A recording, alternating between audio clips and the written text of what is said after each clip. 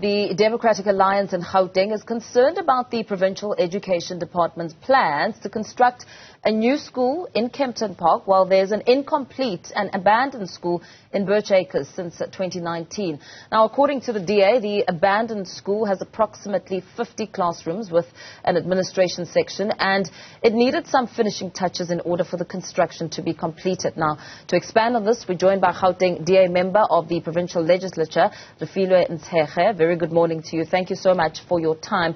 You've expressed some concerns here around one plan being drafted while another is incomplete. Talk to us about this. What have you found? Morning, Paul, and good morning to the viewers at home.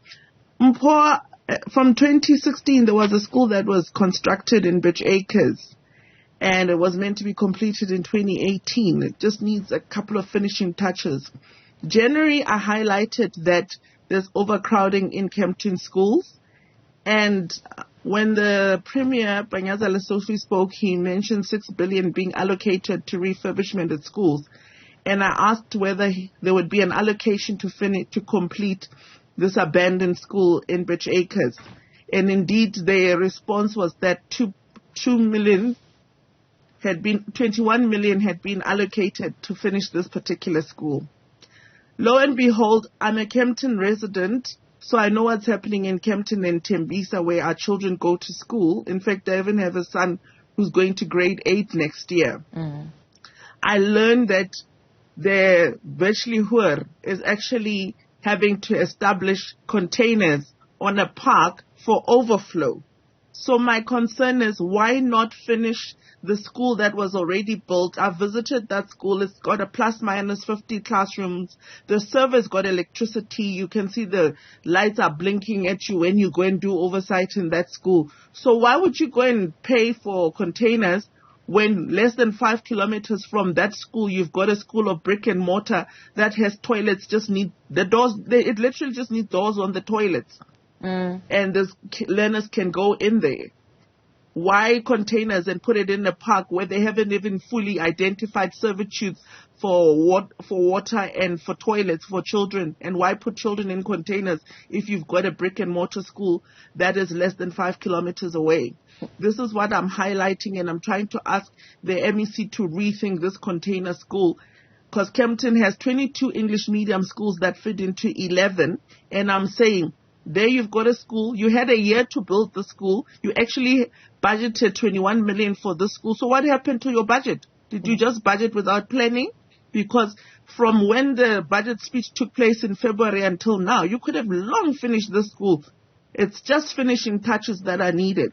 So don't deny Kempton and Tembisa children an opportunity to learn in a proper school, and obviously reduce the overflow of Refiloe. Yeah, it's absolutely mind-boggling, and it's quite imperative that you ask the question about the funds that were allocated to complete the school. What sort of response have you had insofar as tracking the developments around the completion of the school? Because I understand the question was asked right at the start of the 2023 academic year, and still nothing has been done, which also raises another concern of whether or not the school may have suffered any sort of vandalism. You know, the school is not being vandalized because there's a company that does fiber in the community. So they've been storing their stuff there and have a security guard to make sure that nothing gets stolen in terms of their fiber. So by default, they've been securing the school. Otherwise, that school would have been vandalized because there's windows in some of the classrooms. It's literally a finished school where you literally just need to put in maybe some ceilings in some areas. But luckily, because of this fiber company, there's a bit of security. Otherwise, it would have just been left with no one on site. And when it comes to getting some clarity on whether there is a commitment to ensure that the school is indeed just finished up with those little touches and so learning can resume, were you given a substantial answer? You know, unfortunately, unlike some of us, government is on recess now. So I can only ask these questions in January when proceedings opens. At the moment, this is something I learned during the Christmas holidays for some people. And as a resident and somebody who has an opportunity to be in a provincial legislature, I then followed up, but nobody is really responding to this because they are feeling that I'm being too political. I'm a mom in this community with a child who's going to grade 8.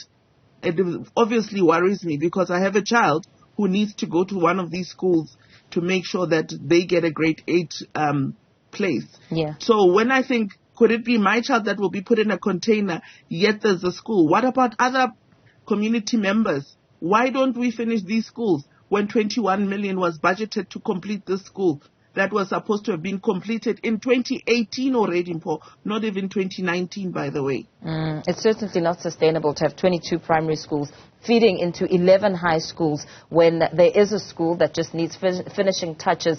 Of course, your concerns have been heard by us here at Newzroom Afrika, and we will be asking the right questions and getting hold of the MEC just to get an understanding of what the plan is on the school going forward. But thank you very much for speaking to us and raising this concern with us here on Newzroom Afrika. Gauteng DA member of the Provincial Legislature, Refiloe Nt'sekhe, giving us some heads up on a school that was allocated a budget of over 20 million rand, but lies abandoned and incomplete. One that we will be following up as we try and get to the bottom of why the school is not being looked at for the 2024 academic year.